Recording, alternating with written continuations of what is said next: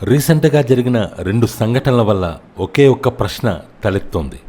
ఎటుపోతోంది సమాజం? ఒకవైపు గురువుపై చేయి చేసుకునేంత కోపం విద్యార్థుల్లో, మరోవైపు చిన్నారి చేసిన తప్పుని ఓపిగ్గా అర్థం చేసుకోలేనంత అసహనం పెద్దవాళ్ళలో. ఈ సంఘటనల పూర్తి నిజాలు విచారణలో తేలాలి. కానీ మనకు మనం ఒక ప్రశ్న మాత్రం వేసుకోవాలి. మన పిల్లలకు చదువు మాత్రమే సరిపోతుందా?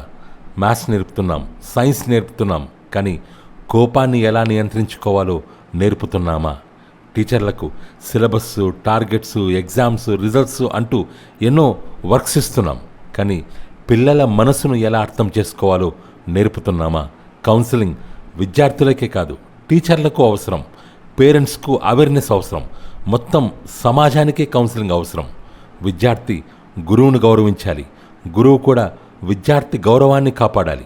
మన స్కూల్స్లో బహుశా ఇంకో సబ్జెక్ట్ అవసరమేమో, అదే మనిషిగా ఎలా ఉండాలి అనే సబ్జెక్ట్.